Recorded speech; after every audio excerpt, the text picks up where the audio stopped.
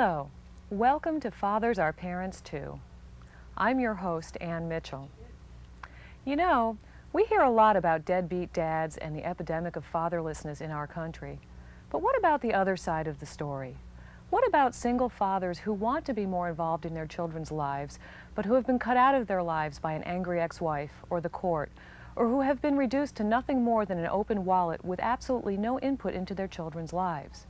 Today we have with us two guests from the Fathers' Rights and Equality Exchange, otherwise known as FREE, Brent Wellman and Sandra Masnaghetti.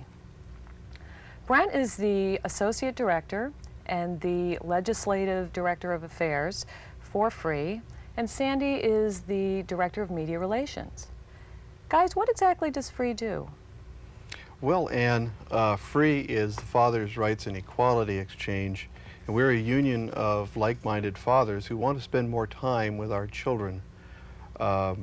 We are an association that has really three thrusts to it. One is a thrust of legislative reform, which is near and dear to me since I'm Director of Legislative Affairs. And the other is, of course, media relations, which Sandy will talk about. And the third is an outreach and a support network that FREE has established to let fathers know that they're not alone. I'd like to add to that too, in part dealing with the area of support. There's another group of people that's involved with that, and that's the new mates for the fathers who are in the Fathers' Rights and Equality Exchange. And so what we do is we offer support for those women as well, so that we can share some ideas and issues, of which there are a lot of common threads in that area too. Brent, you mentioned your work in the legislative sector. Can you tell us more about that? Well, yes, Ann. I do a lot of lobbying, specifically in the state of California, but we have concerns that go nationwide, and we now have legislative liaisons in several state capitals. The main thrust of fathers' rights within the legislative arena is in several areas. One area that we need to touch on is that of the CAPTA reform. You know, CAPTA is the Child Abuse and Treatment and Prevention Act. I think I got that correct. It's the Mondale Act of 1974. It was a well-intentioned act which intended to protect children from child abuse. It has, however, made an accusation of child abuse a weapon for custodial parents to use against non-custodial parents to keep them away from the children. Just the accusation. How does that work as a weapon? Well, it's a very effective weapon in that as soon as a charge is made, generally in order to protect the child, the parent is immediately removed from any contact with the child, which was the malicious parent's objective to begin with. Secondly, it's a very difficult thing to disprove. It's essentially proving a negative. Fathers have spent countless thousands of dollars in litigation trying to regain contact with their children once a false allegation of abuse has been made. So just the allegation itself will remove them from their children's lives, or vice versa? Oh yes, in most cases. Several of the several points within the measure of CAPTA contribute to this. The one really sore point is the immunity that is offered to social workers in what are called mandated reporters. Mandated reporter is somebody who reports the child abuse once they hear about it. And as soon as they decide to report that, they're absolutely protected from any action that they might take against the parent, regardless of how malicious that act might be. And the immunity is absolute. Now, we propose that be changed to a qualified immunity, the same immunity that's offered to, say, police officers. You can't sue a police officer for arresting you, but you can sue one for misconduct. Okay. And we'd like to see that level of reform seep down to the states. Our problem is that with the federal legislation, the state legislation in 55 different state and territorial legislatures has had to follow that. And they cannot change it even if they want to until the federal statute is changed. So what is FREE doing to address these problems, both on, as you mentioned, the federal level, and also you mentioned you have state people working in the state capitals as well? Yes, well, we propose new legislation. We support legislation that is pro-dad, mostly through letter writing and active lobbying of the legislators. In the federal arena, we depend on other fathers groups which have a greater presence than we do there. We are all fairly allied, and we are like-minded on CAPTA and the Child Support Act of 1988, and reforming those items. So we depend on them for the federal. We use ourselves for the various states. Okay. And what you mentioned also, you have a support function with the organization. Tell us about that a little bit. Well, we have a hotline, and the hotline number is 1-500-4DADS, FORDADS. The number allows a father to call in to essentially an answering service, and we have numbers of volunteers called area coordinators who can take a call for help from a dad and get the information from him and get back to him with at least the knowledge that he is not alone. We are not a legal referral service. We are not a legal aid society, and most of us are not attorneys, and we can't give legal advice. We could give advice, but we don't do those sorts of things. But we do let them know that there are people out there that understand their plight, who have been through their plight, and who want to be of assistance. Sandy, you're a woman, and yet you're involved with fathers' rights. Why is that? Well, I'm certainly the first to believe in equal rights for everyone, for women and for fathers in this case, and for children as well. I think that for me, it's similar to a lot of the other women who are involved with Free Mates, in that we've seen our husband go through a system.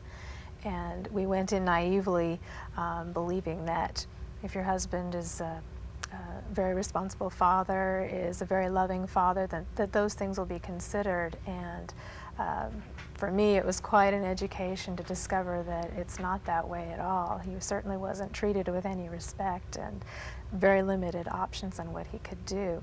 I have to say, in our case, we're very fortunate in that everybody's working hard to communicate with one another, but that's our case only. There's a lot of other cases where those types of situations aren't happening. And for me, I felt very strongly that this certainly is not a right situation, and really wanted to get involved to see what we could do to change some of this and to change some of these perceptions as well. And is that how you came to be involved with this organization? Right. And now you're the Director of Media Relations? Right. And what do you do in that role? Well, it has to do with the education process. First and foremost, of course, educating the public to what the issues are, and that it's not just every father is a deadbeat dad. It's certainly not that way. But also educating the media as well. I think that we've been very successful, in fact, in becoming a resource for a lot of the media outlets. If there's a reporter that's doing a story on fathers' issues or family law issues, for that matter, or a program that wants to do a talk show about these types of issues, they're going to call us first. And I think we've worked very hard to get that distinction to be a credible source and a reasonable organization that has some very good facts that people can use in that situation. You mentioned also before being a second mate, support for second mates, and I noticed earlier that you are listed as one of the organization's second mates liaisons. What's that about? Well, it's a group called Free Mates, and it's really a support system for people who are married to someone or are getting involved with someone who has a child by a previous marriage. When you get into this situation, you're getting a package deal. You're getting someone, you're also getting a child or maybe children, and then there's the ex-wife as well. And there's a lot of issues in learning to deal with all of those situations. And through a network on the internet, this particular group communicates and shares experiences with one another, and it's very valuable, and it's very interesting how many common threads there are in situations that are very common. But also a portion of that is, again, education and trying to really help people in this situation learn how to help the situation to be better, to be more communicative with everyone in the family, as opposed to getting into a them and us, or us and them situation, because it's very easy to do, I think. So are you suggesting that it's actually possible then for a man to communicate and speak to his ex-wife, let alone his wife? Do you speak to your husband or boyfriend's ex-wife? Is that what you're saying here? Oh, certainly. I think it's really in the best interest of the child to try and have as open a channel of communication as you can. Now, it takes everyone working at that. I can't say that everyone is successful in being able to do that. But when you really look at the child needing both parents, you want to do what you can to really enable that. And that's one of the messages that we have. Now, it seems to me that if you could achieve that sort of communication, then that would help to address the situation you, Brent, were talking about, the false allegations of abuse and that sort of thing, because it would seem that it would be harder for a mom to make those allegations if there's that kind of communication. So I can see how this comes full circle. Oh, there's no doubt, Annie. One of the beautiful things about Free, as opposed to some other groups that have a single thrust, we have these three arms, and they can help support each other. Kind of like Shiva. Very much like that. I don't think Shiva had, she probably had more than 3 arms. But the point is, in the legislative arena, for example, there was a bill last year that we got passed, which was the New Mate Income Bill. And this bill banned the use of second mate's income, or free mate's income, to calculate dad's child support. The logic of the old law was that the new wife brings in extra income, therefore dad has more to spend, therefore mom on the other end, the wife-in-law, if you will, can enjoy the fruits of the second marriage. And we believe that her enjoying the fruits of the second marriage is not a fair thing. And we found that several new mates wound up paying for children that they never had given birth to, had never met, and they were spending large sums of their income to support other children. We convinced the legislature that that was unfair. The recent years, we're now trying to send that message out to the other legislatures. This is, you can do this. This is how we did this. Wouldn't that same law that you had, I guess, defeated then, wouldn't that also help fathers when their ex-wives remarry and, you know, perhaps mom has remarried a doctor who's making a lot of money, and my understanding is that child support is based also on what mom makes. So didn't you hurt dads by having that taken out? Well, no. We allowed attorneys to impute income. If mom remarries and she decides suddenly to quit her job, her obligation to child support, if she's paying for it, does not go away.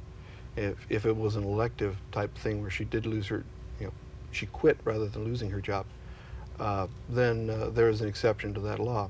Also, if a man decides that he's going to marry somebody making a very large sum of money, and the example that went around the legislature was marrying Madonna, in order to get out of the child support, suddenly you don't have a job, you don't have an income, but mama's paying all the bills, that is considered a deadbeat issue. And it's a type of conduct we didn't want to see, and it's the kind of the conduct that is locked out of that legislation. So in other words, Madonna would end up paying child support for dads. Dad would still wind up paying child support, and it would come from somewhere. Can you imagine having Madonna as a stepmom? What a thought.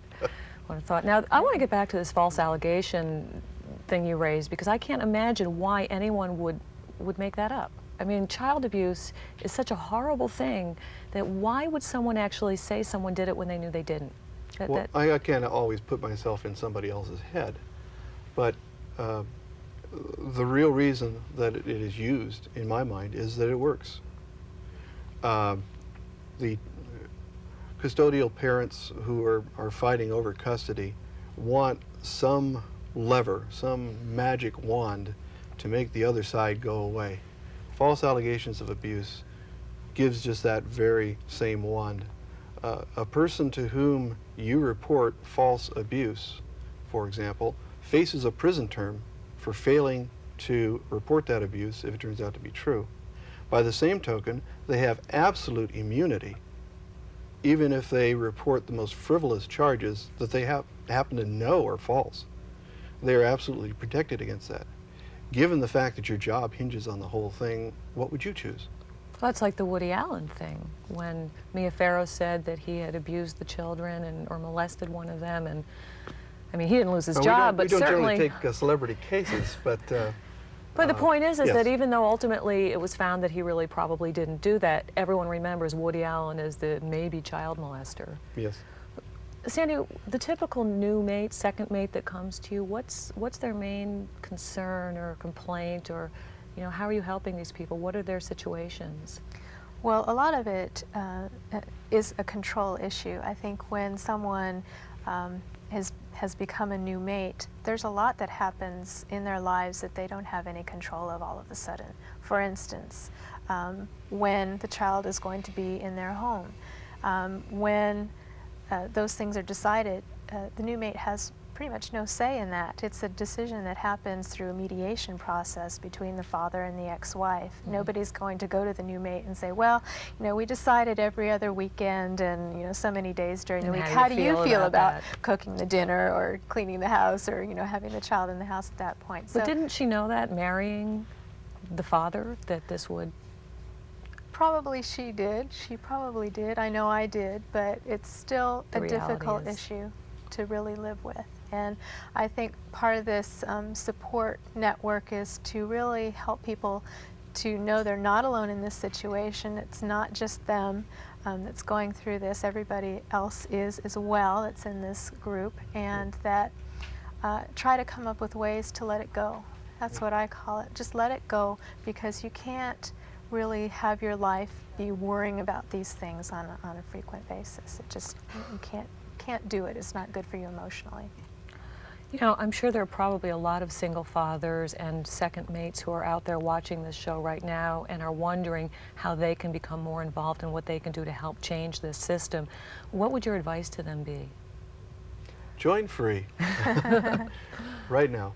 Pay your dues and we'll sign you right up. No, there are several good fathers groups out there that you can join for support.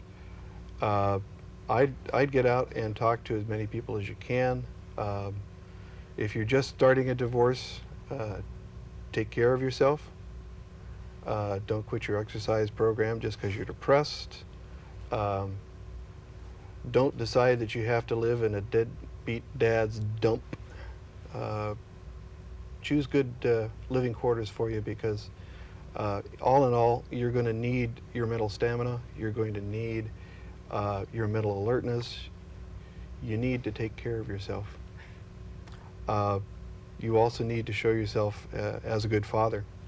Those of you that have visitation need to know that you need to show good parenting skills, because the court, if they aren't watching you now, they soon will be. Anything you can add to that, Sandy? And I think try, and it's very difficult to say this, but try to communicate as best you can with the ex, because that really helps to show that people are really working together trying to solve the problem. And as I say, it's certainly not an easy thing to do, but. And speaking on behalf of second mates, what can these dads do maybe to be sensitive to? Is there one thing you would say, make sure you do this for your wife, or something special they can do to understand what their current wives are going through? I think just be very sensitive to the issue of realizing that that the new mate's feeling like they don't necessarily have control of the situation. Just be sensitive to that, and I think taking into consideration what their input is to the situation as well. Brent, you mentioned something. I just want to touch on it quickly. You mentioned visitation, and I have heard some single fathers I know express real frustration at that very concept that they're visiting with their children when it's their children. And I'm wondering if you can just touch on that. Is that I've heard them say that I'm a dad, not a visitor.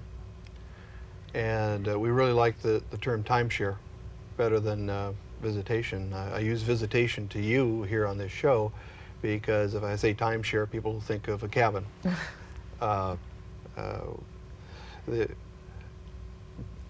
We really advocate a change towards a joint custody arrangements where the sharing is more equal. Well, while you're thinking of that, let me we ask you also- this. Joint custody. I mean, hit me again. I often hear that that's really bad for children. Do you just very quickly have something you can say to Well, address that? there are a number of objections in that it creates shuttlecock kids who wind up going back and forth. Some children, however, actually enjoy that. Some children look at the situation as having two sets of friends, having two rooms, having two sets of toys. Many of them consider themselves more, shall I say, fortunate than their kin who are in an intact family, if you will. Because they have two sets of everything. Because they have two sets of everything, especially if they're connected to each other. In my own case, my own daughter has phone privileges whenever she is with me. She has phone privileges to call her mom. She has also the invitation to call me at any time. So she can feel connected to both of us no matter which one of us that she's with. So that again goes back to, it sounds like the communication issue that you were mentioning. So I think what I'm hearing then is joint custody works or is okay for kids where there's sort of open communication between both houses and they can sort of embrace this idea of having two sets, you know, two families, two houses, two bedrooms or whatever. What about in cases where the parents can't communicate or they're always fighting, which seems to be most of my friends? And most of my own as well. Well, the one thing I could add to that is that in joint custody situations where they have had a single parent who objects to the arrangement, living in it for a while teaches the parents, the participants, to communicate. We like that about the joint custody arrangement. It's required to communicate, but it is not a prerequisite to communicate to have joint custody. You can learn to communicate as you go along. If I decided to open up a coffee shop, I wouldn't stop because I didn't know everything about opening up a coffee shop. I could learn along the way. All I need to know is enough to satisfy the bank, pretty much. And knowing when to do everything that a coffee shop owner needs to do before you ever decide to go out and ask for the loan there wouldn't be very many coffee shops around. So we find that it has that effect on warring ex-spouses. It reminds me of the War of the Roses. Sandy, I just wanted to touch briefly again on that second mate thing because I just find it really interesting and it's neat to see a woman up here doing this. And I'm wondering, do you have any advice that you would give to women who are thinking of becoming involved with a father, particularly, I would guess, a non-custodial father, because again, that's really where the issues with ex-wives. I have one friend and she says, well, she refers to her current husband's ex-wife as her ex-wife. She'll say, oh, I have to, talk to my ex-wife, and which of course makes people really wonder. But knowing what you know now, both through your own situation and helping these other women, is there any advice or cautions that you can give to someone who's thinking about maybe marrying a father, a single father? I would say that again, coming back to, I know I keep mentioning this control thing, but it really is a large issue. And I think that it really needs to be very carefully considered that you are going to be losing control of a portion of your life. But on the other hand, you need to really think about other issues. I mean, I guess one of the biggest pieces of advice I would have is don't let that become the thing that you focus on all the time. Go on with your relationship, focus on the happy portions of your relationship, and don't always be overanalyzing everything that happens and every move that the ex-wife makes, because if you just let it rule your life, it makes it difficult on the relationship. Okay, thank you. And you mentioned that you would advise people to get involved with FREE. Do you want to tell people how they would do that? Certainly, you can join FREE via email, or you may write us at 701 Welch Road, number 232, Palo Alto, California, 94304.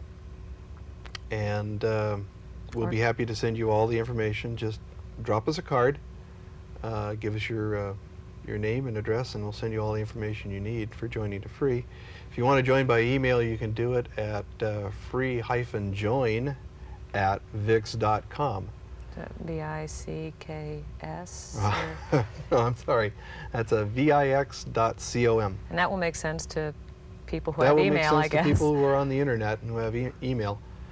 And you mentioned local chapters. Do any of them hold meetings? Are there in-person things people can do?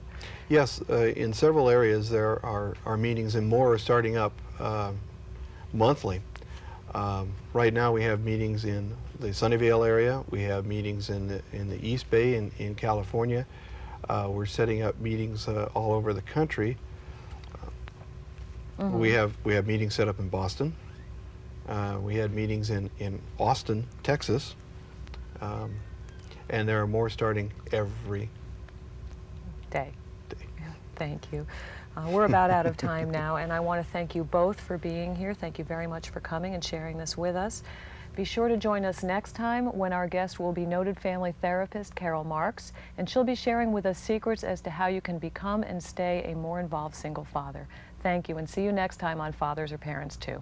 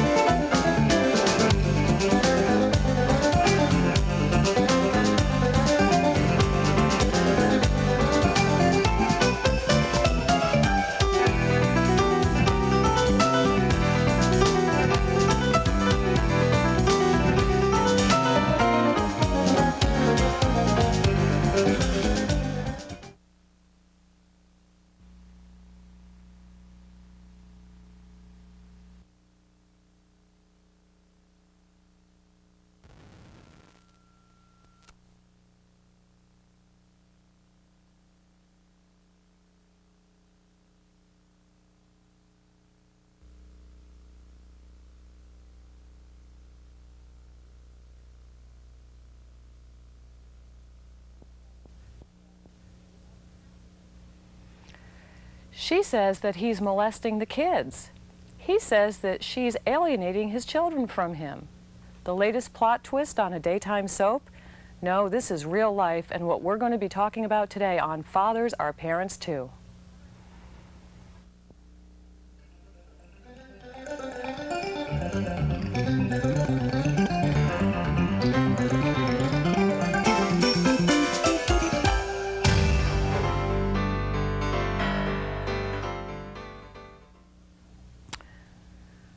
Hi, I'm Ann Mitchell, and with us today is Carol Marks, a family counselor who specializes in co-parent counseling, dealing with fathers who are dealing with allegations of abuse, and fathers who are dealing with parental alienation.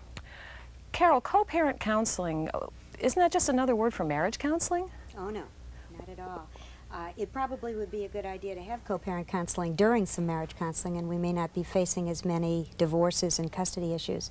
But this is, I think, a relatively new specialty that I've been doing recently, where I see parents right after they file for divorce, if I'm very lucky, okay, if they're lucky, good time for them to come in when they're dealing with custody issues and actually what we're talking about, co-parent issues.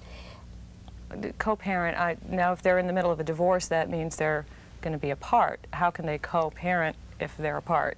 They will be co-parenting, hopefully, with some shared custody for the rest of their lives, but certainly until their children are at least 18. So how does that work? How is that different from what people who don't see you do?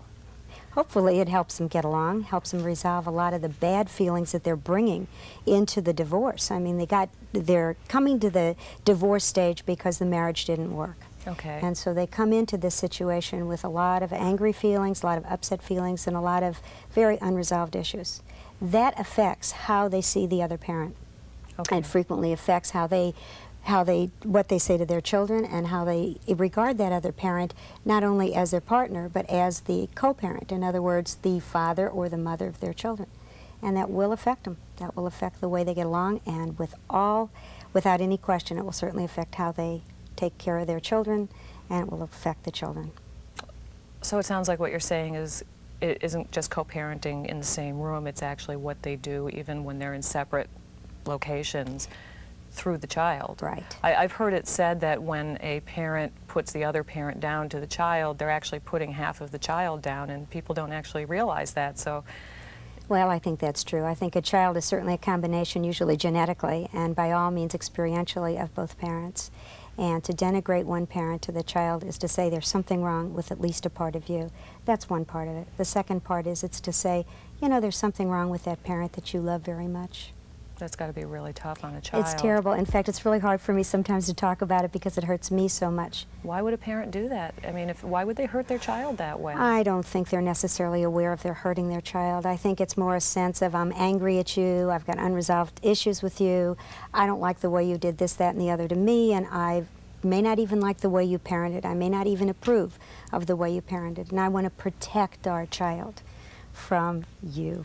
And that probably is where these other specialties you have come in then. Parental alienation, it sounds like that's what you're talking about. What exactly is that?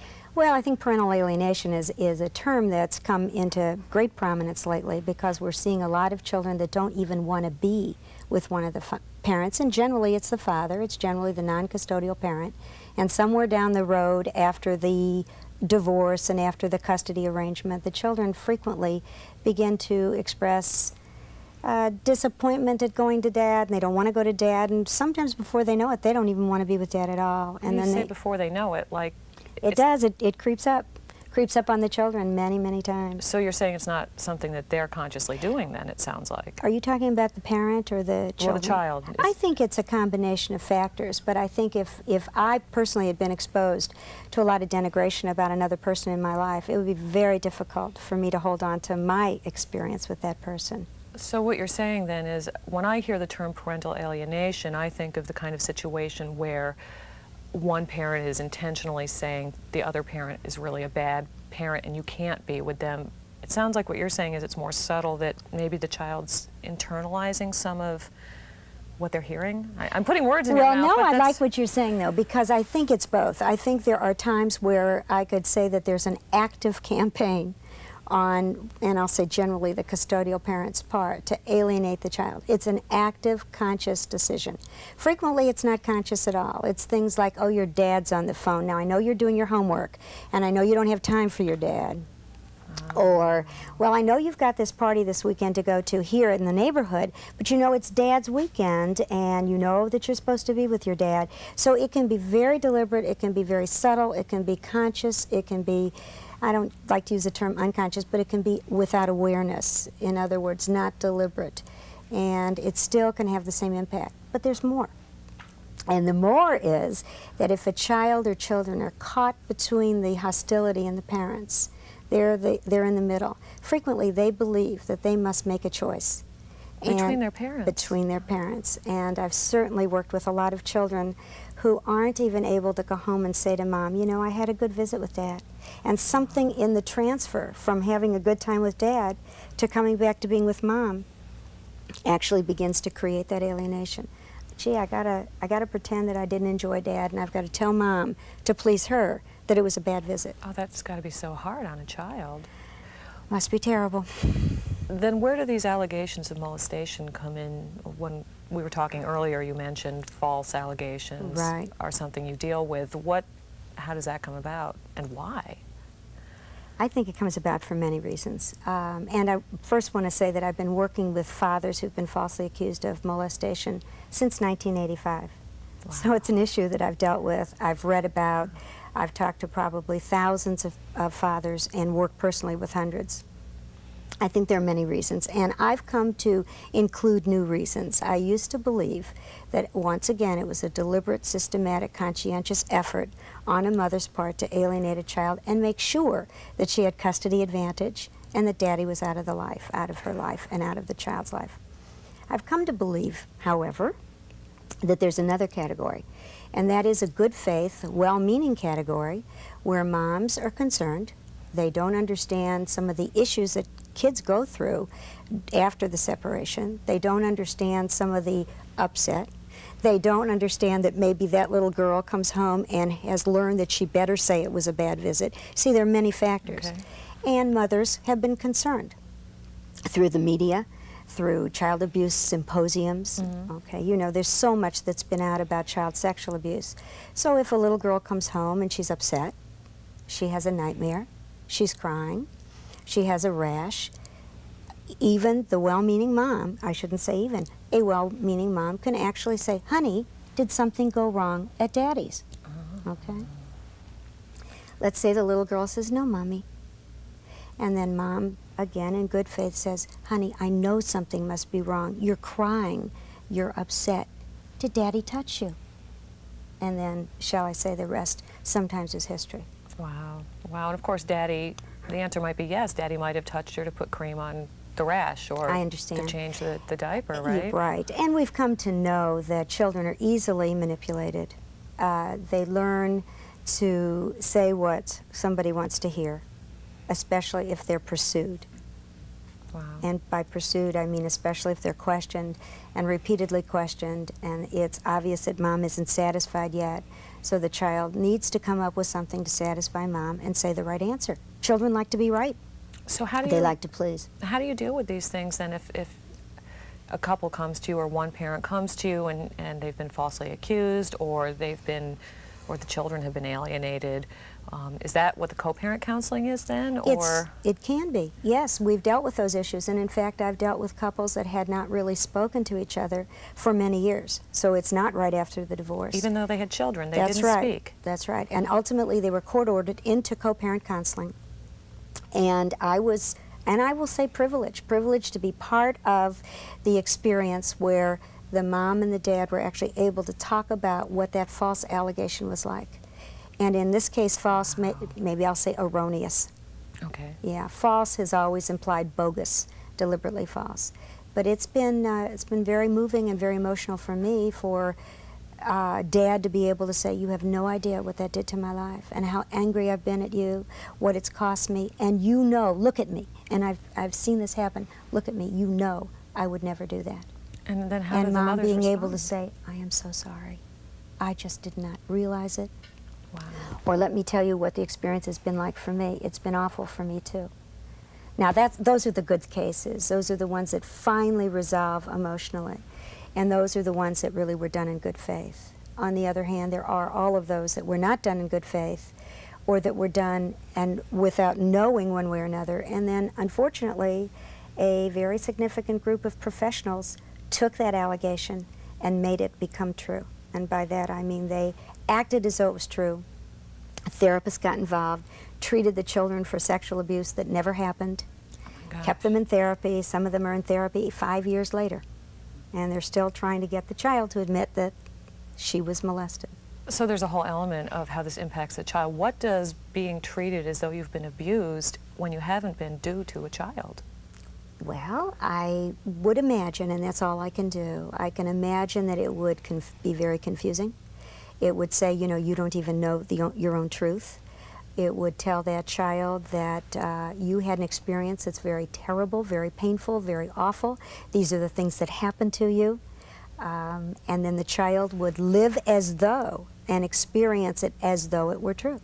And there's been a lot of research done on what's called false memory in adults. And this is the same thing in children. And in many cases, and in fact in most, they suffer far more than real abuse victims. So you're saying this false memory, there was a case in this area very recently that was very big in the news about that, or I think they called it recovered memory, or I don't know if that's the same thing, but you're saying it's a real phenomenon. It really, you can Yes. actually remember something that never happened. Very easily. It takes very, very little social influence or intervention to sort of erode your own belief system and in many ways make you believe that something happened that never did. But it's worse than that. It's worse than just believing that something happened that never did. It's the constant reinforcement of it in the children and in adults that makes them obsess over it. So you see, it's even worse than when it actually happened. And it's worse than just believing something that isn't true. Now, I know that in a lot of cases where there are, particularly if there's allegations of molestation or some sort of child abuse, the parents end up involved in the court system. And at that point, is it too late for you? Do you have a function by which you can interface or work with the lawyers? Or what happens to a couple when they're already in the middle of that system and this comes up? Is there a way for them to end up with you still and sort of avoid some of the firestorm? Currently, and when I say currently, I'd say within the last year or two, there'd be a much greater likelihood that I or someone like me could intervene, and intervene in much the same ways we're talking about in terms of co-parent counseling, trying to get the two parents together in the same room, talking about it, dealing with it, taking a look at why she'd say it or what he did, and it's a much more open system. Prior to that, I would intervene, but intervene only on the father's side. Attorneys would call me, I would work with them, I'd look at the case, I'd work with the father, sometimes his whole family, because the whole family is pushed away. It's not just the child losing contact with dad. Child usually had to lose contact with dad, and dad's mom and dad, and dad's, you know, sisters and brothers and cousins. So child lost the whole family, the whole paternal side of the family. And we're finding that attorneys are getting quicker at intervening in these cases when they see them coming or when they first start. Judges aren't as ready to jump in and assume abuse. There's more and more therapists who are willing to understand the dynamics in these cases because there's several things that have to be looked at. And certainly beside just what the child says, we have to look at why the child says it and so on. So I think the system is opening itself up to understand these kinds of situations. Okay, and then ultimately, hopefully, they avoid the whole court part then, I'm assuming, if they can work with you. Is that In some correct? cases. Are you able to actually say this is resolved, it doesn't need to go to court? Or I've been able to do that. I've been able to do that by virtue of having one of the parents, the accusing parent, say, you know what, now I realize how I primed my child or programmed my child or questioned my child, and now that I see my role, I'm going to back down. So yes, there are times that court can be avoided. That's incredible. I That's know. really wonderful. I know. Now, I think that we have some questions from the audience, so why don't we go over there and see what we have. Okay. Hi. I was wondering, with all the risks the child runs in the case of divorce and the difficulties of co-parenting, wouldn't it be possibly better for the child if dad just dropped out of the picture and didn't risk this sort of, you know, the hostility and all the problems the child's liable to experience because dad is still there? What about that, Carol? I've actually heard that's why a lot of fathers do end up vanishing, is really to protect their children, in a sense, from this sort of inquisition. Well, I'll tell you, I can certainly appreciate what you're saying. And I know that in some cases when fathers have just sort of beaten their heads against the wall and worked very hard at trying to have visits or have some shared time, and there have been allegations or hints of allegations, ultimately their decision is, you know, I do want to protect my child and keep her or him or them out of the conflict. But you see, when you vanish, then the child certainly gets the message, and I'm sure reinforced by mom, you see, dad didn't love you, he's not around for you, I always told you he'd abandon you, and that's what that child grows up with. So I'm afraid there's no easy answer. I wish I had one, because if I did, I'd give it to you.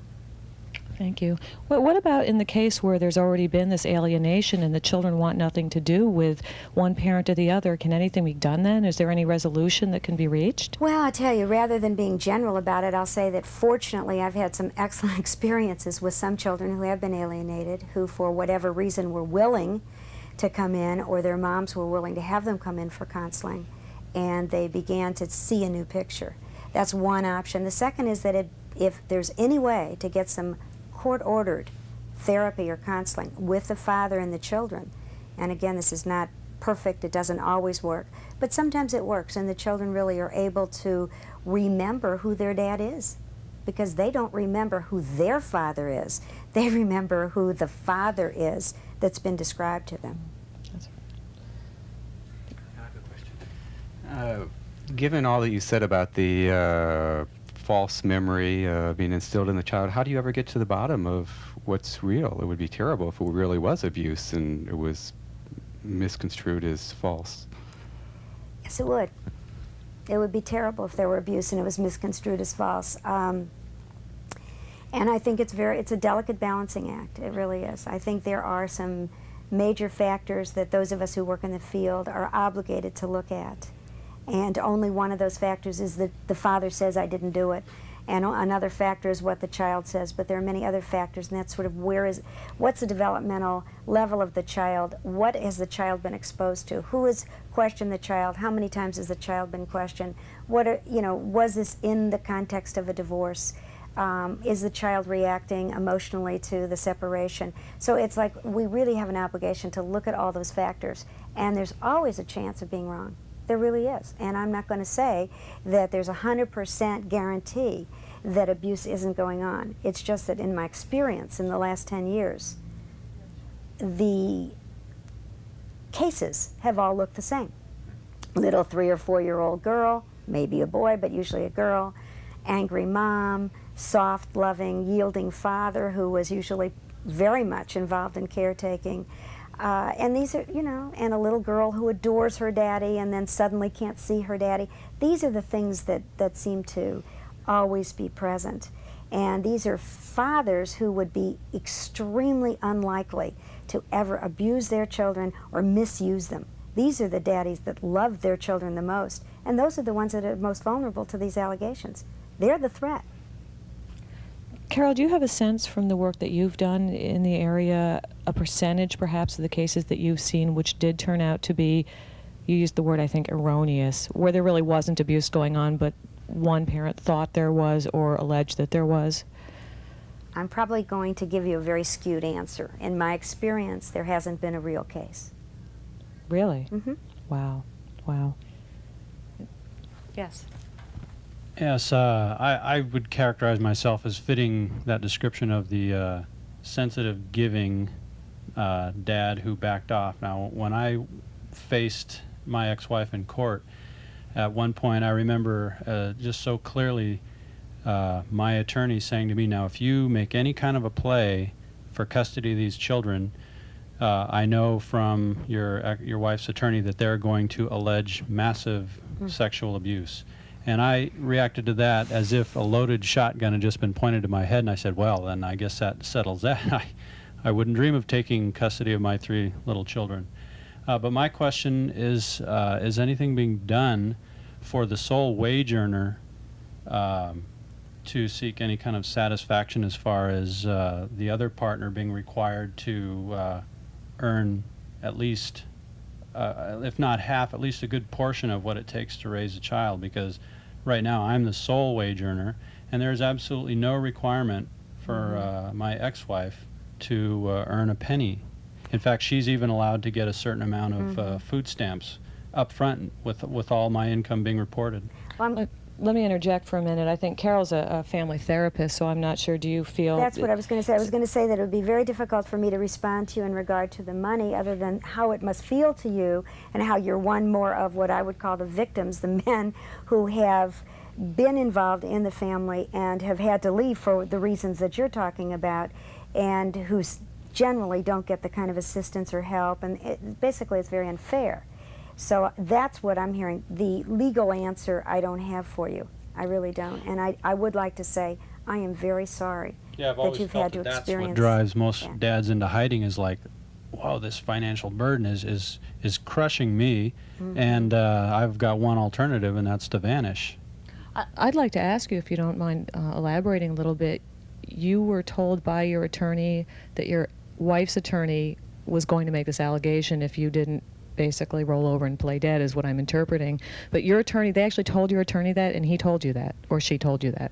Yeah, I distinctly remember hearing that. Now that's what I heard, and that's how I construed it, but I based a very important decision on what I was pretty sure I had heard. And what was your attorney's advice to you in the face of that confrontation? That, well, of course, there are a lot of ways that you can make your case and defend yourself against falsities. That could be done, and that what my attorney said was, with counseling, we were going through the Alameda County court system, and we were referred to a family counselor, and that those issues should be discussed in that with the counselor and not brought into any kind of a courtroom situation, which is what we did. We settled everything with the counselor, and the money issues and everything like that, and it avoided from the counseling, from the children's benefit, or from the benefit of their frame of mind, the fact that we didn't argue and fight over them was good for them, because they never got put into a situation where they were forced to decide mom against dad. So thank you. That sounds like you got good advice then. Would you say, what do Yeah, the... but I'm curious about something. I might have misunderstood you in the beginning. Are you saying that you are still in the children's lives? That you see them? Yes. Okay. Yes, I So see you were them. really referring to the fact your attorney advised you that if you were going for full sole custody, is that the idea? Mhm. That would be okay. I understand.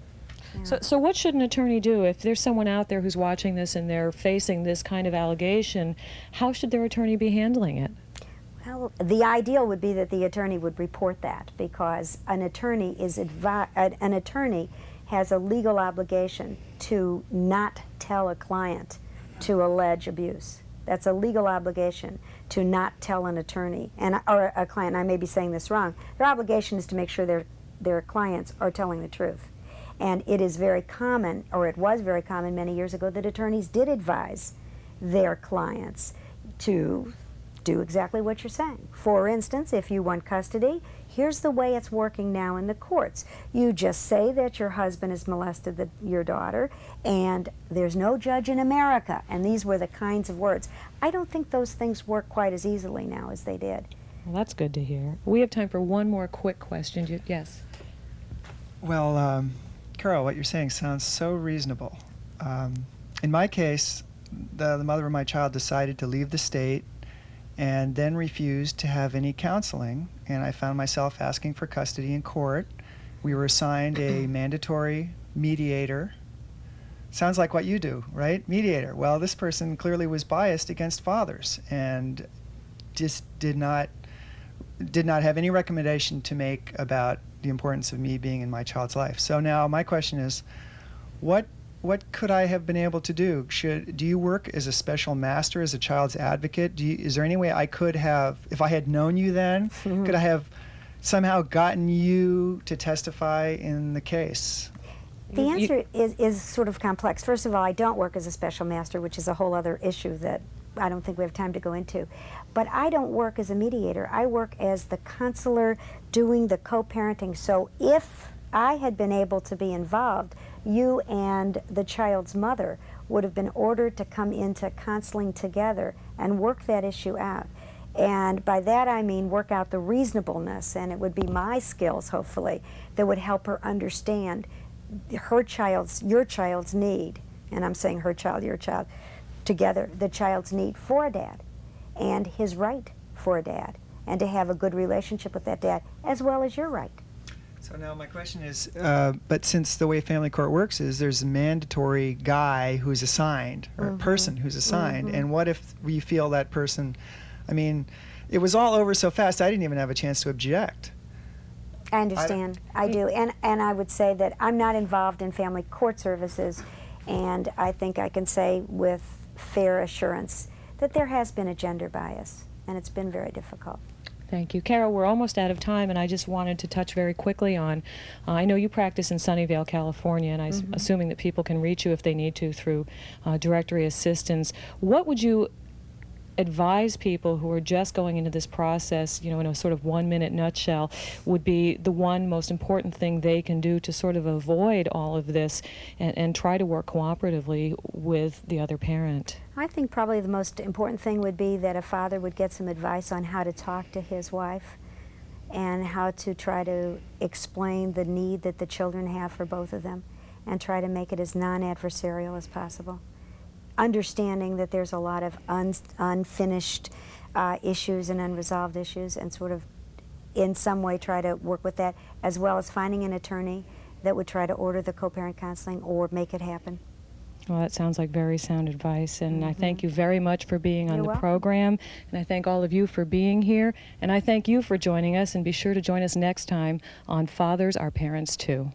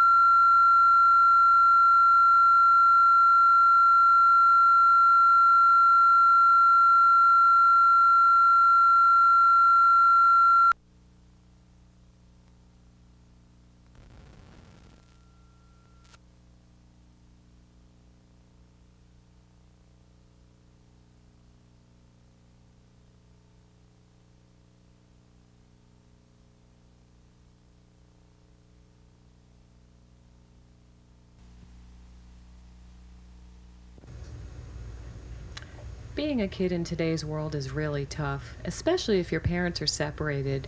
It seems like you're always stuck in the middle, and they're always fighting, and usually about you. And no one ever seems to ask the kid how they feel about being stuck in the middle like that. But you know, I'll bet you if someone did ask them that, they would say, "Mom, Dad, can't we all just get along?" That's what we're going to talk about today on Fathers Are Parents Too.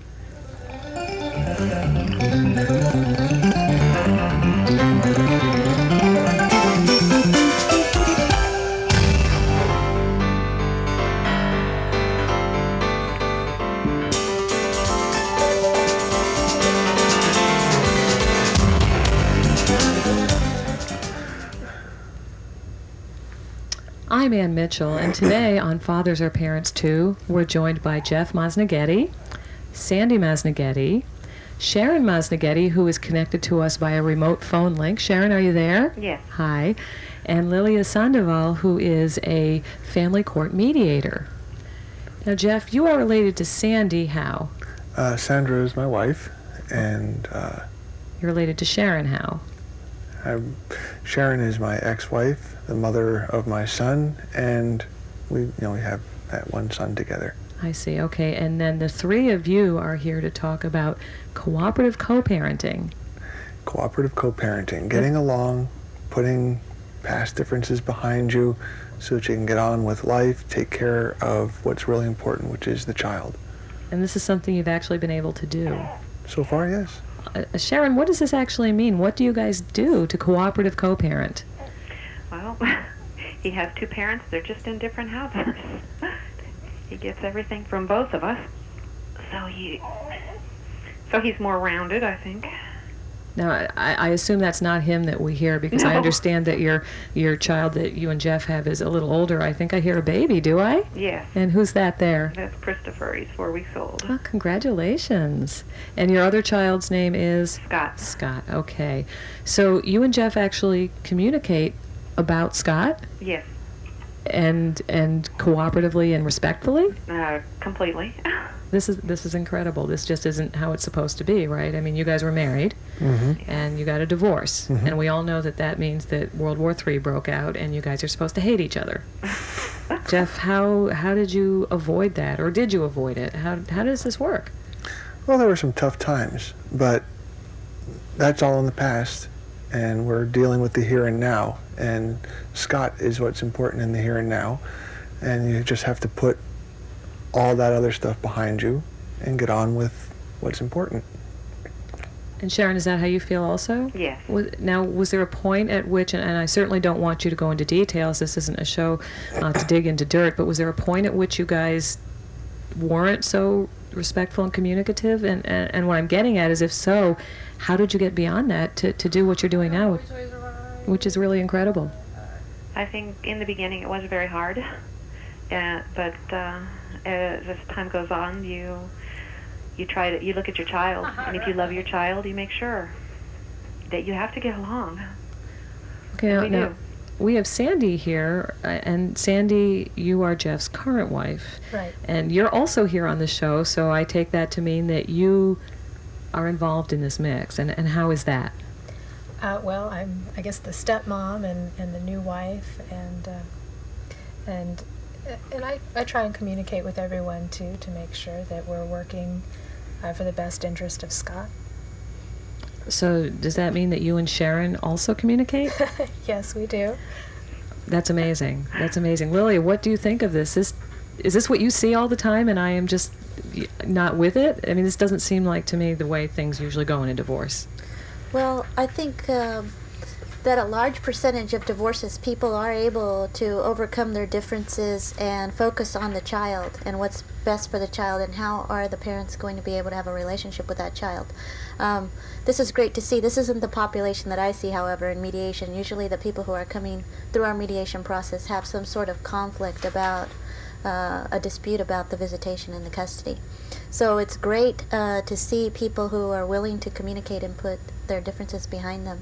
And there is a large population of the people getting divorced who are doing that more and more often by using counseling services and other services in the community to get past the conflict. So it sounds like what I'm hearing is that in some form or another, most people need some sort of help or intervention to get to that point, and that's where you would come in. That's correct. Hi, Chris.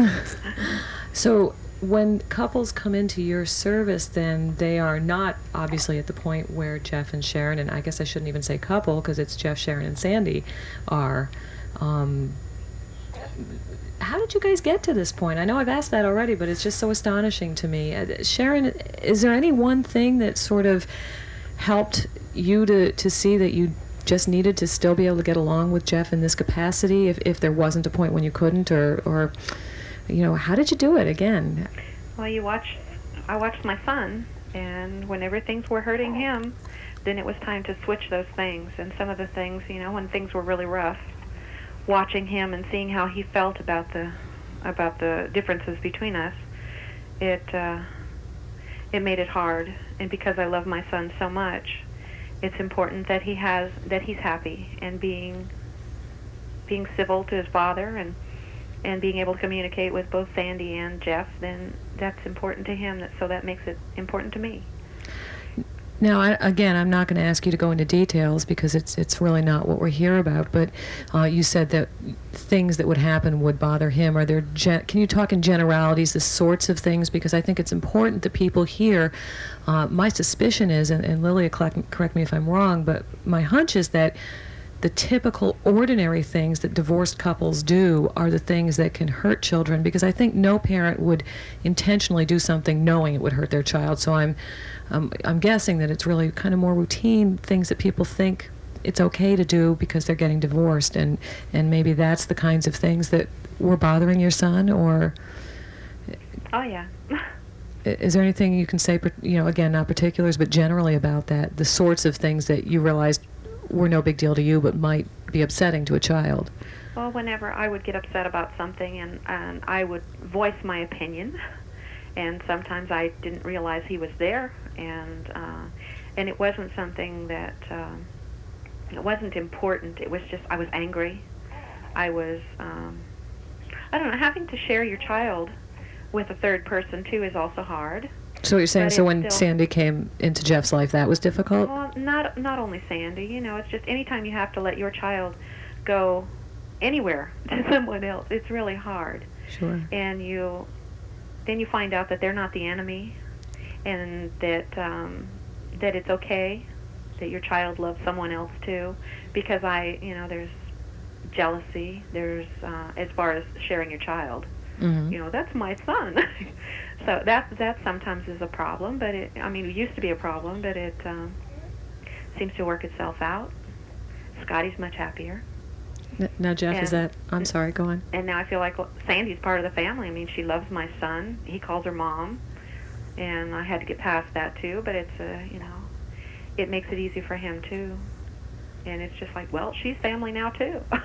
So- This is incredible to me. This is just, it's wonderful, but it's just absolutely incredible. Jeff, is that, can you speak also as to some of the generally things that you noticed maybe that were upsetting to Scott, or I would imagine also to Sandy, being a new person brought into the situation? What sorts of things you noticed were having a negative impact and you realized needed to be changed? We had some times where we did have to resort to lawyers, and that was oftentimes very stressful to Scott because he could see the conflicts that were constantly going on during those times, and that affected him very much. And so working without lawyers, I think, is better for Scott because he removed all the conflict, and he feels like he's living in a world without so much hassle, without so much problem. There's less for him to worry about, and it's wonderful for him. He's got 3 parents at this point, and he's loved by all of them. And can a kid get enough love? Works out real well for him. That's wonderful. Lilia, what can you tell us about, from the child's perspective? Obviously, that's what this is all about, and this is just an amazing thing that these people can come together like this and do this for their child. And I'm just wondering if you can comment on that, because I think that's the most important focus, is that people who are here watching the show recognize how important it is, number one, that they be able to do this for their child, and also what Sharon and Jeff both referred to is how destructive it can be when they're witnessing their parents fighting or going to court. And if you could comment on that a little bit. Sure. I think the most destructive thing for a child is to see their parents in continuous conflict about them. And what these people have done is they put the child first, and they've realized the power that they have to influence the child, and parents do have the power to influence how the child relates to everybody, to people in general, to society. And it's very important. They're setting a role model, an example for the child of how to communicate even though there is differences. And so children generally will adopt their parents' point of view and their perspective about the other parent for themselves. And that creates and starts to evolve their self-image and their character by how the parents treat each other, by how they define each other, and how they behave towards each other. And so if a parent or parents going through divorce are able to put aside their differences and focus on and being able to build relationships with their children and allow the children to love everybody involved and be loved by everybody involved, then you will have a child whose self-esteem will go up, whose self-image and character will improve, and they'll be able to form healthy relationships and have a positive effect on society. It's when you get the children into a negative space and have them start to take sides with one and the other parent, start to adopt a negative view of the world because of how mom or dad are viewing each other or commenting about each other or cutting each other down, that you will start to kind of fracture the child's self-image and character. So if you have parents who are cooperating, then you're going to have a child who's going to be able to grow up healthy and happy, as long as they're able to have a relationship with both parents. Now, again, in your practice, this isn't the posture that most of these people are taking when you see them, or I assume you wouldn't be seeing them. And what would you feel are the biggest obstacles to people getting to this point? Because, again, to me, this is amazing. I just, I don't know anyone else who's doing this, and I think it seems so obvious to me that it ought to be the case that everyone is doing this for their children, but obviously they're not. And why is that? Well, I think that people get stuck on revenge, trying to pay each other back for the reasons of the divorce or for being left. And they oftentimes get caught into a cycle of kind of anger and revenge and payback, and they use a child without realizing fully what they're doing. They use a child as a pawn, as a way to get back at the other person by depriving them, the child, or depriving that person of a relationship with the child. So I think that if they're able to get past what has happened in their relationship and let go of that and move on with their lives and take into consideration the needs of the child, then they're able to start to work together as far as focusing on the best interests of the child. If they get stuck in trying to prove a point or trying to humiliate the other parent or deprive the other parent of a relationship with the child, then that's when you start to see a lot of anger and hatred, and where you see the children deprived of relationships with the parents. Now what I hear from Jeff and Sharon is that they realized that they needed to do that when they saw their behavior affecting their son. Is that right, Sharon? Yes. And so that was the catalyst for them. And I'm wondering what it would take for parents to not have to get to that point. Sharon, God forbid you would have to do this again, but if you did have to go through this again with, another father with another child, what would you do differently now to not even have to get to that point, to sort of start it all off right? That's hard. I don't know. I just, you got to drop the anger right away, I guess, because even though the parents are two totally different people, the child needs both sides. They need them both. I think so. I really don't know what I would do different. My son, I think, would hear a lot less of the negative if I had this to do over again, I guess. And we hope you don't. In the beginning, I would have kept some of the negative talk away from him. But I think it's probably important to have an outlet for that, right, Lilia? I mean, you still need to take care of yourself. It's very important to get resources outside of the family and the children for support. You need to get either other family members, professionals, other kinds of support groups, and so on, to kind of be able to vent your anger towards and have someone to process what you're going through with, instead of using your children as sounding boards, as kind of a surrogate parents filling in the role of the other parent and so on, and treating them like they're an adult, or treating them, they're not supposed to be in the middle of your situation.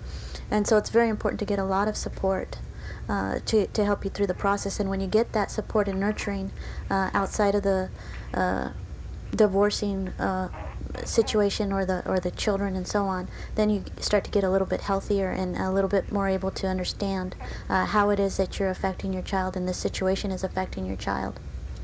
Now, Sandy, Sharon referred to a good relationship with you, and that you're like one of the you are one of the family now, and certainly, again, in my universe, most of the people I know who are second spouses do not have what I would call a loving relationship with the ex, be it ex-wife or ex-husband. Typically, there's a great deal of hostility there, and sort of the like I'm sure all of us watched Melrose Place and saw that same thing played out there. I mean, there's that real, I hate the ex and I'm going to try and do them the worst that we possibly can. Obviously, that's not going on here. And how was that for you? How were you able to sort of complete this trio of parents that Scott has now? Well, I think it's enormously lucky to have the people involved that are involved, and I don't know that that everyone can achieve it, to be quite honest. But I think I'm extremely lucky to have Sharon and Jeff, who are communicating so well with one another, and I think it's also a problem with the adversarial role that society sort of places on all of us.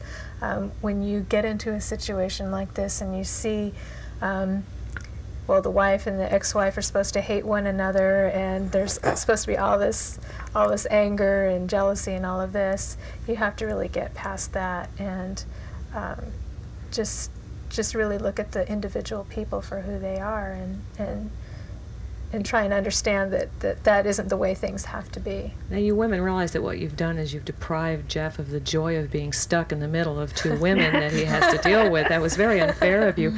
I think we have some questions we have I'll forgive you. some people here in our audience, and I think we have some questions. Yes. Well, I would just like to thank Jeff and Sharon, first of all, for being so reasonable on behalf of society. I think we can all greatly approve of that. In my situation, I had a mother of a child who I just could not agree with.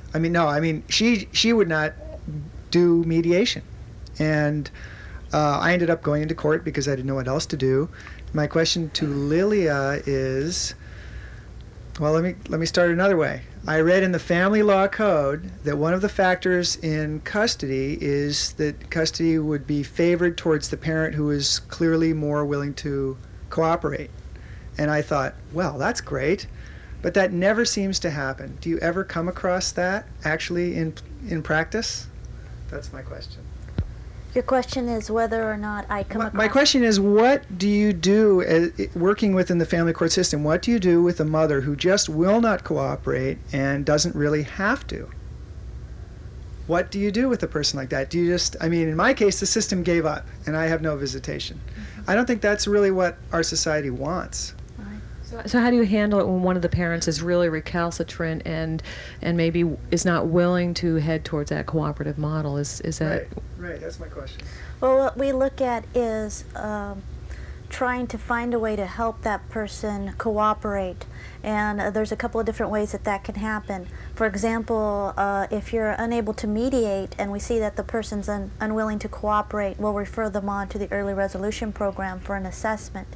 And when you get an assessment, you have a neutral third party therapist assessing what your situation is and what the dynamics are in the family. And if you have someone who is not wanting to give you access to the child, then there will be recommendations to the court so that can start to happen. Some steps will be taken so that can happen. They can set up a lot of different things and put pressure on mom to cooperate with the plan.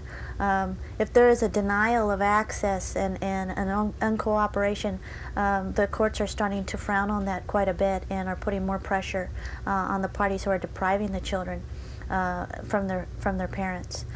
So there's different things that come into place. We can ask for a therapist, an outside therapist, to get involved and try to work with the family and try to help them improve their communication and the dynamics, and to analyze what's going on and let the courts know what is going on so that we can take appropriate steps. If the parent is emotionally or mentally disturbed and is doing that for that reason, then we can have psychological evaluations done and testing done so that we can know who we're working with, what kind of personality they have, and so on, and what steps we need to take in order to get the other parent access. And there are cases where if there's a total deprivation of access by one parent and an unwillingness to cooperate, there are times when that parent loses the custody and the primary caretaking of the child. But we have to look at the whole picture, not just if the access is there, but the family dynamics, the history of the family, and so on. Thank you. Good answer. Thank you. Did you? Hi. As a father, not divorced but still married, I've had situations where one of my children will play off the two parents one against the other, and I would imagine you're nodding. I imagine that would still happen in this situation with Scott. How do you handle that? Do you want to let Sharon take that first? Sharon? Sure. How do you handle that? Well, if Dad says no, you support Dad. I don't know. We don't let them play off each other. We talk about it. That sounds like that's the key, actually, for everything I'm hearing here, is the fact that the two of you talk is really key here. And that's what makes it hard for him to play you off. It makes it easy for him to talk to both of you, I imagine, and he feel still okay tries. about that. Jeff? No, Scott still tries. But Yeah, he does try. Yeah, he tries regularly, Yeah. but we have communication, and if there's really a problem, I'll give her a call and we'll talk about it. We have caught situations where Scott has attempted to play one against the other, and it's amazing once you recognize that that's what's happening, then you can focus on the real problem, which is Scott's current behavior, and that gets corrected rather quickly. And those are the times when Scott says, "Man, I wish you guys still didn't talk, huh?" It really works to his disadvantage at times. Yeah. How about you? Did you have a question? Yeah, I have a question for Lilia. Given that Jeff and Sandy are really exceptional, and also given that most all of the cases go before mediation before they go to the courts, so you basically see them before the judges do. And given that they are so exceptional and they do represent an ideal, what do you think perhaps that you're doing wrong that there are not more couples like Jeff and Sandy? There's Jeff and Sharon and Sandy. Actually, there's a large percentage of the divorcing population who are able to work out a custody and visitation plan without ever going through our mediation process. So we have a very small percentage of people coming through the mediation process. In fact, I think there's over 50% of the people resolve their case before ever coming into the court system, and they stipulate to that outside of the court system. Then when they come into our situation, we give them an orientation class to help orient them as to what will happen in the court system and the whole process. And through that orientation class, we have 25% of the people in that class, those parents stipulating in that before they ever get to mediation. And then we have 50% of our people who come through the mediation process who actually stipulate before going into before getting into the deeper parts of the court system. So it starts to skew and to be a smaller and smaller population. So it seems like the question then is there, well, I believe that where you are, they have classes that everyone has to go to before they see you, right? Those are orientation classes, right? I mean, is there anything that's sort of a model? I mean, I'd like to take Jeff and Sharon and Sandy here and clone them and have them go to all the courts and be there as models that you could point to and say, here's what you should strive for. Is there anything sort of along those lines? Are there messages the parents coming to you are getting saying it can be done and it's okay to do it? That's exactly what we tell them in the orientation class. We encourage them to cooperate with each other. And in fact, we let them know that it's much better if they're able to come to some sort of agreement between them. The plan will work better. It will be something that they've chosen. They have more power and say in what happens and so on. So many parents do come to some sort of agreement before they even get into our process. I think that society also, the world that we live in is a problem. I know I was talking to Sharon when we were first doing the connection, and I asked her, and we were talking about, what your friends think. And I know, I'm divorced, and in my own divorce, all the time from my friends and family, I heard, they were downgrading or, putting down my ex-husband and telling me how I should really take him to the cleaners and what a jerk he was. And there was very little support for me to cooperate with him and have him involved in my daughter's life. And I think, Sharon, you said that you've seen that as well among your own friends, isn't that right? Oh, yeah. So I think that it's important perhaps also for parents to be aware that they're going to get this external pressure and that they still need to do what's right for their child. And Sharon, have you actually dealt with people telling you you're nuts to Oh, yes. and how do you answer that? Say, well, there's no point in fighting. It doesn't get us anywhere. It upsets Scott, so why bother? There's got to be some way we can get along, and we found it. That's wonderful. Okay, we have time for one more quick question, and I think you had one. Did you? Sure. How do you explain all of this to Scott? He's gone through so many changes, the period with the lawyers and the period now where you're co-parenting. How have you explained it to him? Well, I've tried not to discuss the lawyers and the issues with Sharon with Scott. I keep that separate. I don't discuss his mother with him very much. It's not good to do that. You got to make that separation. I focus with Scott on our household and the things that go on there, and leave his mother out of as much as possible, unless I say good things about her, and then that's fine and dandy. Sharon, do you have anything you'd like to add to that?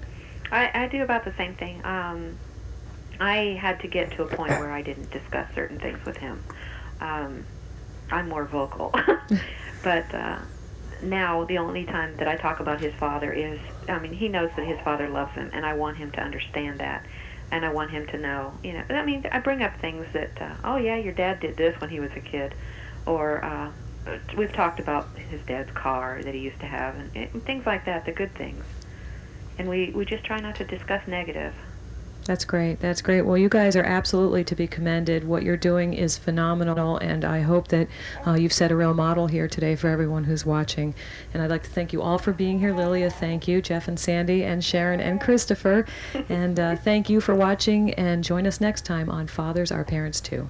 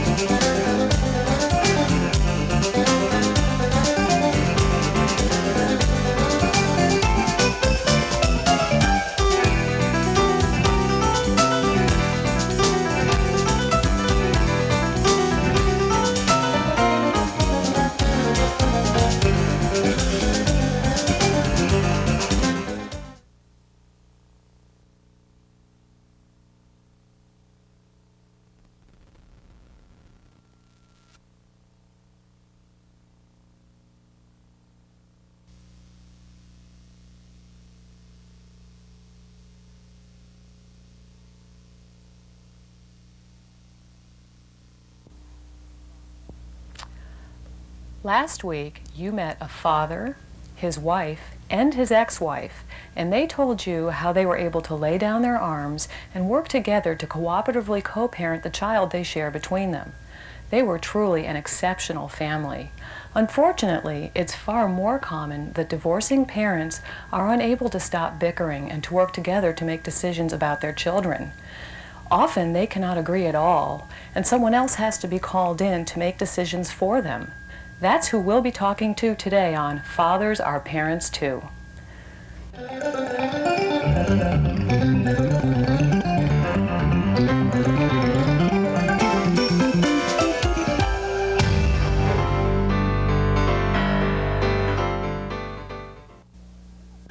I'm here today with author Dr. Philip Stahl.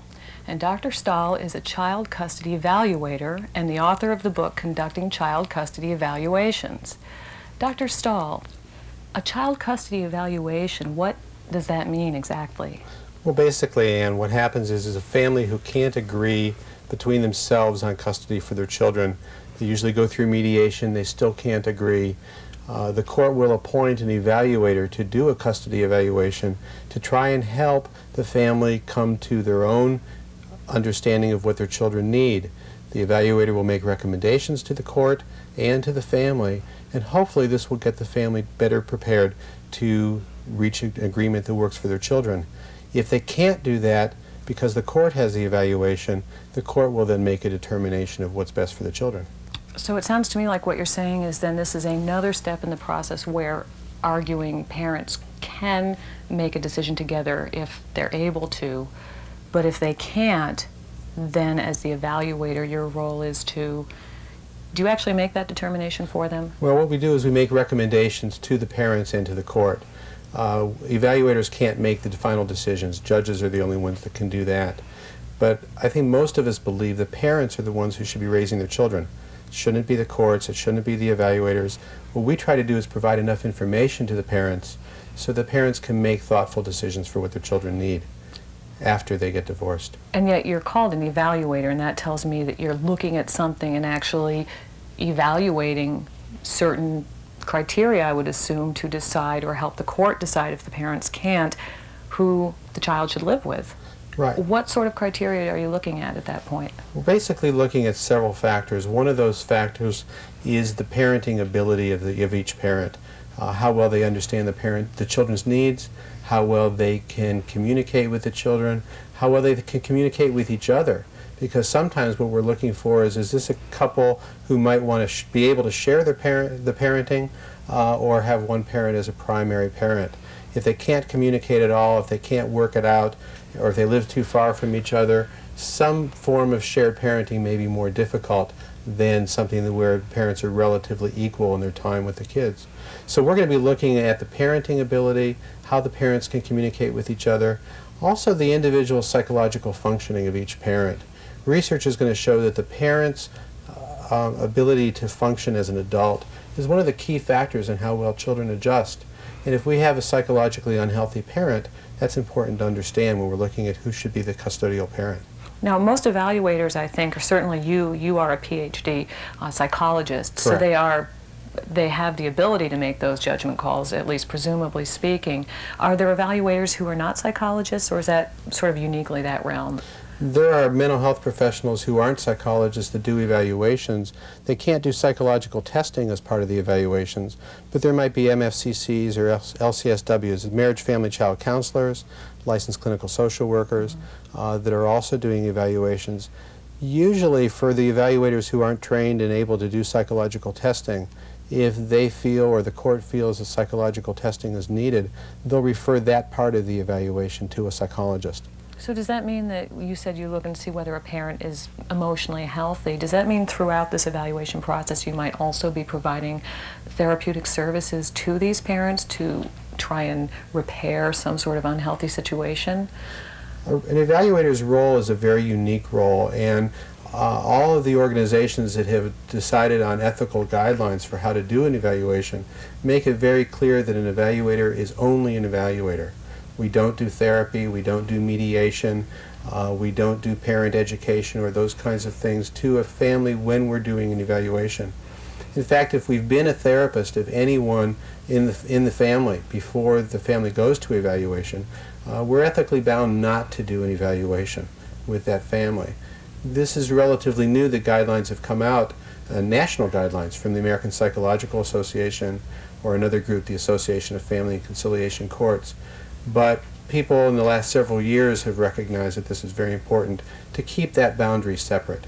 So evaluators are only doing evaluations. So in essence then, are you supposed to be sort of like a neutral third party, sort of like the UN, and they're observing, reporting your observations, but not necessarily trying to change any of the situations you find? But isn't it true, though, that the evaluators have an awful lot of power in as much as what they recommend to the court usually is, as I understand it, what the court will order?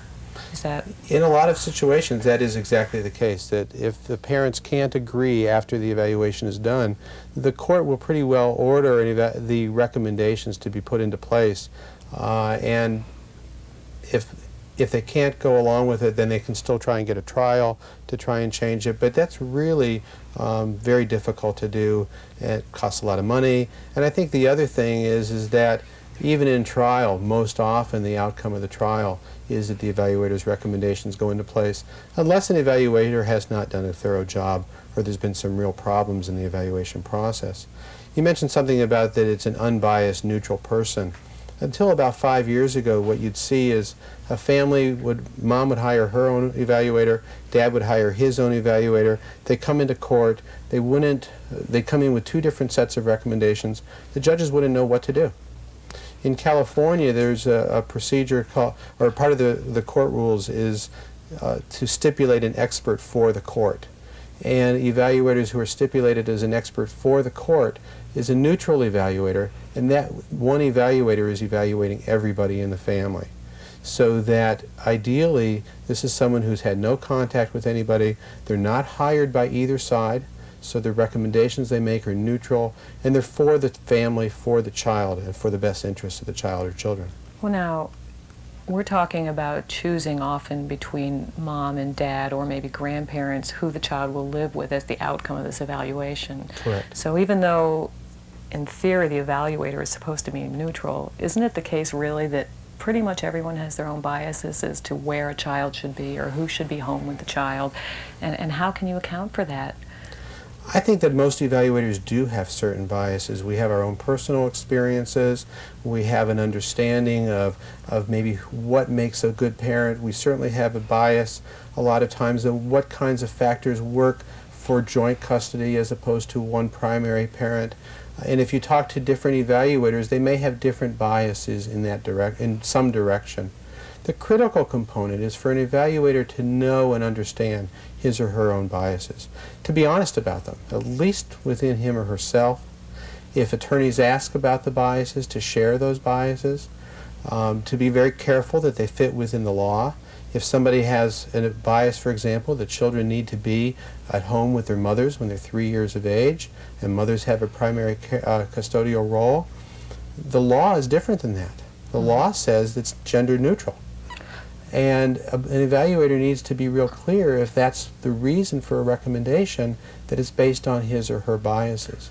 So what can a parent do then if, say, the evaluator has been very honest about their biases, which I would think would put them out of business, so I'm very hard-pressed to believe that an evaluator would come out openly and say, gee, you know, I'm against people with red hair or whatever their bias may be. Mm-hmm. If a parent feels that they have received an evaluation that may have been tainted by this bias, particularly if it's admitted bias, at that point, what can they do? Because you've told us this is the court's expert, so it's not like they can just fire them, I'm assuming. What would you recommend someone do in that situation? Well, first of all, I think that it's in fact the exact opposite. If someone tells the attorneys and the parents about a bias, and in fact they come out in favor the direction of the bias, there's going to be some very clear-cut reason why that is that's different than their bias. They're going to have to very clearly spell out the reasons for this particular family, why it went in that direction. I tend to have a bias, for example, in terms of parents trying to share parenting in some fashion after they're divorced. Both parents, the best parent essentially is two parents, and both parents, is a bias that I hold. There are lots of times I make recommendations of a primary parent. Certainly when I make that recommendation and it goes against a basic bias that I hold, there's going to be some very clear and understandable reasons why I've made that recommendation. On the other hand, if I make a recommendation in the favor or the direction of the bias, I'm still going to put in my evaluation report the reasons for that particular family that it fits, not because of my bias, but because of that family. So the critical piece there is sharing enough information with the family and with the attorneys in the court to explain our reason for the recommendations that we make. And then it's clear, hopefully, that it has nothing to do with our bias. In terms of the other part of your question, what can the family do? Certainly before an evaluator is agreed upon, usually 3 names are put out by the court, and people can pick or talk to the evaluators and get an idea of what the evaluator is like, what the costs are going to be, those kinds of things. If they can agree on the evaluator then, great, that person's set, there's no problem. If the 2 attorneys can agree and the parents can agree, and if they know the biases ahead of time, there's really little problem there. I would assume another thing that parents should do before picking or working with an evaluator is pick up a copy of your book. Is that, this is written for parents as well as evaluators, correct? It's written mostly for evaluators and judges and attorneys. Certainly I've talked to parents who have found it a valuable guide in understanding what the evaluation process is going to be all about. And because very much in that book, it focuses a lot on the evaluation process, what to expect, how to understand some of the different roles the mental health people play in the divorce arena. It talks a bit about some of the developmental needs of children, how to look at that in terms of an evaluation. So it can be very helpful to parents, and I've had parents tell me that it's been very helpful. Now, would it be appropriate and not taken as an accusation in any way for a parent to go to an evaluator and say, here, before you evaluate our family, would you please read this book? Would that be something that would be well received by most evaluators, do you think? Or I don't know. I know that some evaluators don't like to have parents suggest to them what to do. A lot of times evaluators have an idea of how to do an evaluation, and they may not really like it if a parent comes to them and says, here, read this book. What an attorney may want to do, or what a parent may want to do, is ask the evaluator, how much experience do you have? How much have you read about the new information on doing evaluations? And that may be a place for an attorney or a parent to suggest reading the book.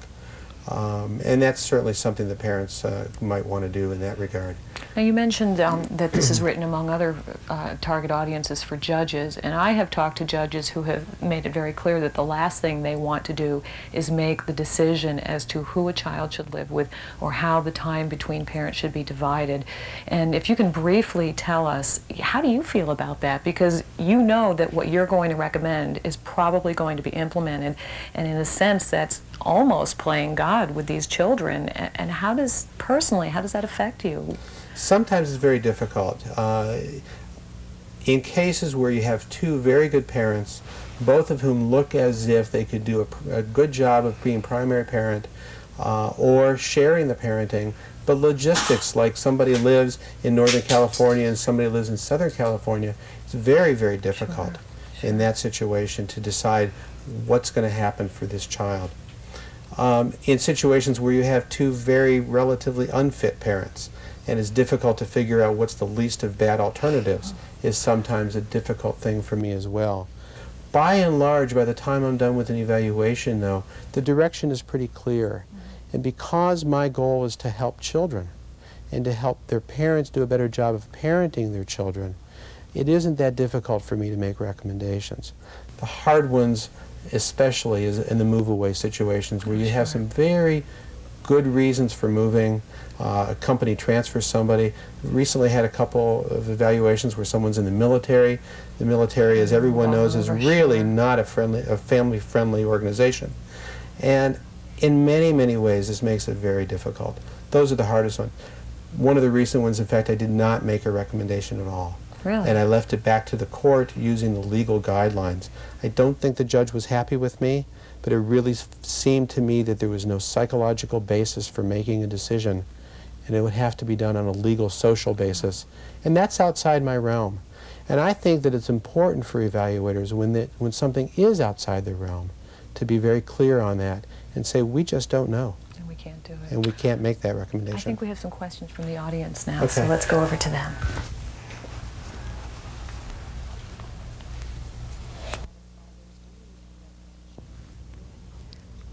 Welcome back to Fathers Are Parents Too. We're here today with Dr. Philip Stahl, and we're at the audience, and we're going to get some questions from them for Dr. Stahl. Yes, Dr. Stahl. When you're doing the evaluation process, how do you determine whether or not a parent is doing something that they don't normally do when relating to the children? In other words, they're role-playing because you're sitting there doing something, evaluating them, and they're on the hot seat. And they're not. That's not something they typically do when they're taking care of their children. They're showing off. They're showing off. They're really trying to look good. One of the reasons that I like using psychological tests as part of the evaluation process is it gives a broader range of information about each parent. The testing I do is with the parents, not with the children. And if they're trying to look good in their parenting, that quality of trying to look good will usually show up in the psychological tests. The other thing that happens is I've already heard all kinds of dirt about each parent from the other parent. And I'm going to be comparing what I'm hearing from each parent to what I'm observing in my office. It may be that the dirt is made up and not real. And again, I'm going to possibly find, or hopefully find something in the psychological testing that would suggest that someone is maybe exaggerative in the way they say things, or maybe a lot into denial, or whatever other factors I may find. And the key in the evaluation process is to compare all the different sorts of data that I have and try and make a whole picture out of it. A lot of times, one of the things that I find is that, you know, I kind of see people out in the neighborhood when I go shopping or whatever, and I think to myself, this is where I should be evaluating people and able to see them, because I can see them in real life. But what I found is that children act real life even in the evaluation process. So parents need to respond to whatever their children are doing. They can't play it that well. And so by comparing all the different pieces, by recognizing that children are natural, even in the evaluation process, that usually gives me the answers I need. I say usually because we're not perfect, just like judges aren't, just like parents aren't, but hopefully we're going to get the information we need. Phil, what about the children when they have been coached by the parent? You say they're natural in the evaluation process, but certainly I've run into cases where the child has been told repeatedly by mommy or daddy, you know, that the other parent has done a bad thing, or that they're bad people and the child should be scared of them. And how can you cut through to that and know that the child's been coached, or can you? Sometimes it's difficult, but I'm going to look at what the feeling state or the emotions are of the child when they're telling me things. If it doesn't fit, I'm going to wonder what that might be all about. A child who says he or she is really scared of mommy or daddy, and I see them together and they don't look scared at all, well, why were they telling me? The other thing is sometimes children will come in and first words out of their mouth is, daddy did such and so, or mommy did such and so. And it's like, why are you telling me this? You know, I want to start with, hi, what's your name? Where do you go to school? Who are your friends? And there's something odd when a child comes in and starts right away with the same dirt that one of the parents has said. And then I begin to feel that, okay, there may be some coaching going on. And will that backfire against the coaching parent? Hopefully. In some way. Okay. It may be that the coaching parent is still the healthier parent, and what you want to do in the recommendations is try and get them to stop that process, but they still may be the healthier of the two parents. So we're, again, looking at a whole range of factors, and we don't just make recommendations about custody and visitation.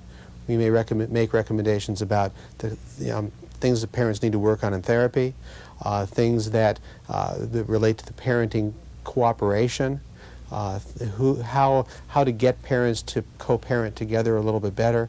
They all relate to the recommendations as well. Okay. Yes. It's my understanding that evaluators not only make determinations about custody situations, but they're called in to look at move-aways as well. And I think it must be very difficult in a move-away evaluation to evaluate a reality that you know all about, because it's where the children and the parents are presently living against a hypothetical reality that they're going to be moving to. In a case like that, do you think it'd be reasonable to perhaps defer an evaluation until after they've moved on some sort of temporary basis so that you can evaluate apples and apples? I think that the job is to try and do whatever the family or the courts is asking us to do, and to do it very carefully. There are times when we're going to make a recommendation that we say and know is a temporary recommendation, and something should be reevaluated in 6 to 9 months, for example. And a move away may be one of those places. The problem is children shouldn't be experimental animals. They've got lives that are very real. Their lives go on. They have a need to truly be able to live their life.